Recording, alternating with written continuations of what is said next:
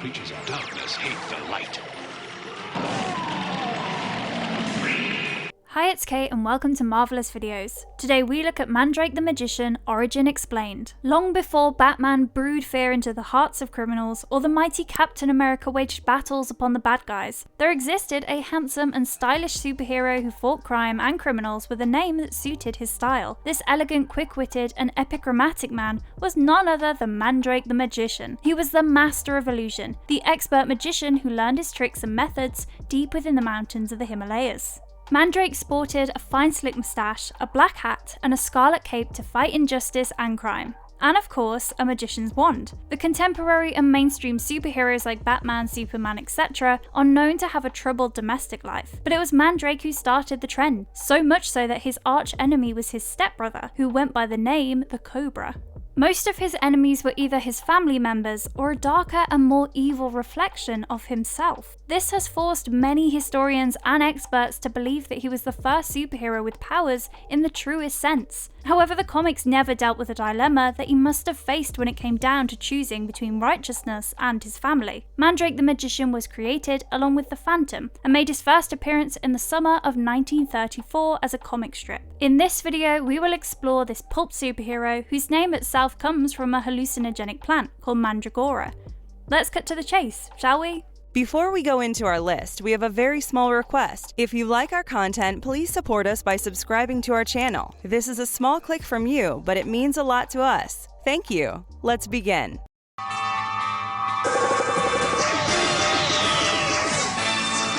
Number 1. Started as a syndicated newspaper comic strip. Whenever we speak about the first ever superhero, many picture Superman in their minds, while some may go for Batman or even the Phantom. However, long before Kal-El and Bruce Wayne made their way into the comic world, there existed a master of illusion, Mandrake the Magician. Lee Falk had imagined the character while he was still in college, and a few years later he was penning Mandrake and his interesting stories for a newspaper. He started as a syndicated newspaper comic strip, and first appeared with his magic and illusions on June the 11th, 1934. After a while, Phil Davis took over as the illustrator, and Falk continued writing the script. After Davis passed away in 1964, Lee Falk hired Fred Fredericks to fill Davis's shoes. Mandrake heavily influenced the Big Little books and Magic comics during the 30s and the 40s. Later, Mandrake was elevated from being a comic strip hero to being the central character of his own comics. Dell Comics published him in their full-color comic series. King Comics also published him between 1966 and 1967. However, most of these stories were either remakes or reprints of the original stories from the newspaper strips. During the 70s, Mandrake had become a favourite of the Italian publisher, Fratelli Spada. In 1995, Mike W. Barr wrote a Mandrake miniseries for Marvel Comics. Interestingly, Mandrake enjoyed loyal followship in the Scandinavian countries as well as countries like Germany, Brazil, and even India. King Comics had collected the best stories of Mandrake and published them in a comic book format in the late 60s. Although these have gone out of publication, one may still find quite a few copies for sale online. In 2013, King Comics launched a miniseries in which Mandrake teams up with Flash Gordon and the Phantom. They published another miniseries in 2015. In this one, Mandrake is portrayed as an older man who has become world-weary. He attempts to rescue his wife from the clutches of the Cobra.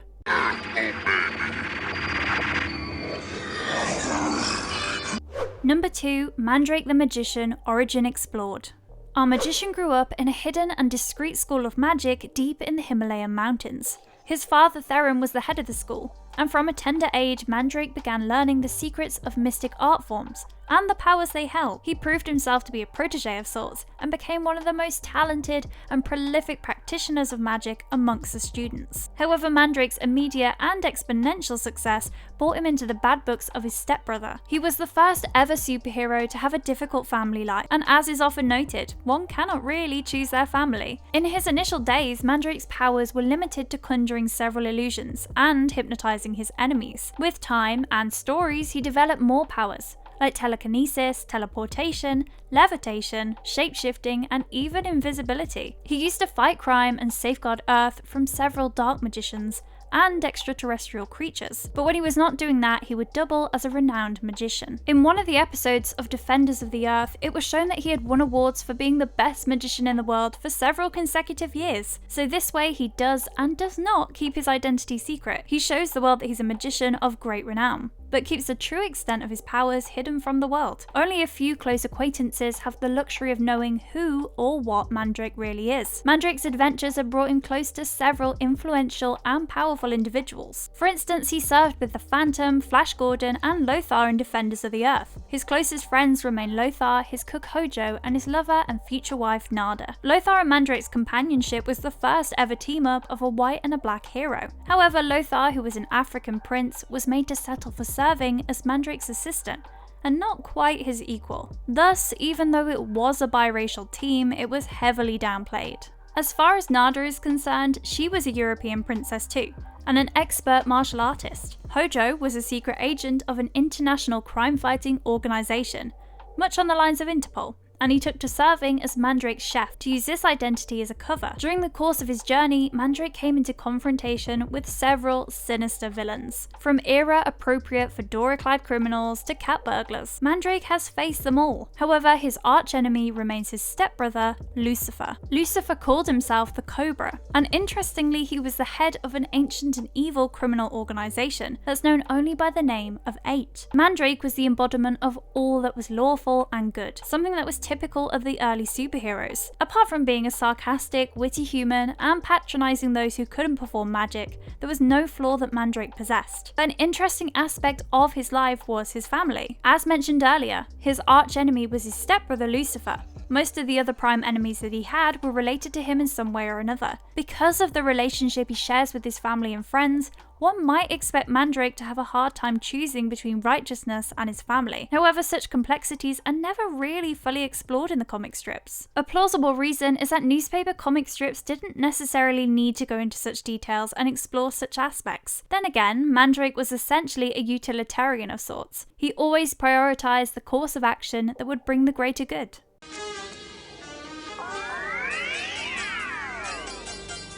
Number 3. Live action and animated TV series. Mandrake the Magician appeared on a radio program from 1940 to 1942. On the Mutual Broadcasting System. He gained more recognition after a 12-part serial that Columbia had produced in 1939. In 1967, there was an unauthorized Turkish movie that featured him, but it was nothing more than a lost cause. Hyde Park Entertainment and Baldwin Entertainment Group had announced in 2007 that they were in the initial phases of making a Mandrake film that Chuck Russell would direct. In 2009, there was news that Hayden Christensen would replace Rhys Meyers as the titular character, but it seems that the project has been shelved. Interestingly enough, the 2011 film In Time, starring Justin Timberlake, was an adaptation of one of Mandrake's stories. In the film, time itself was used as a currency, and if someone ran out of time, they died.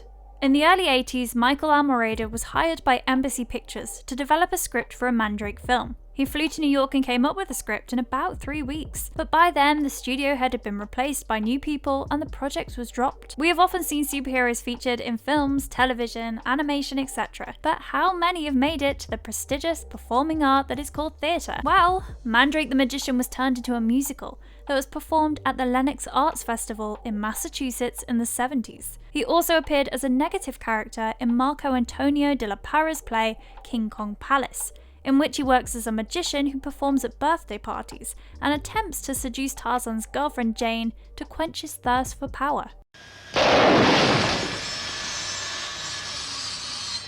Mandrake the Magician serial, 1939. The serial was largely grounded in the source material, i.e. the King Features comic strip on Mandrake the Magician. In the serial, Mandrake and Lothar meet Professor Houston, who had successfully developed a machine that worked on radium,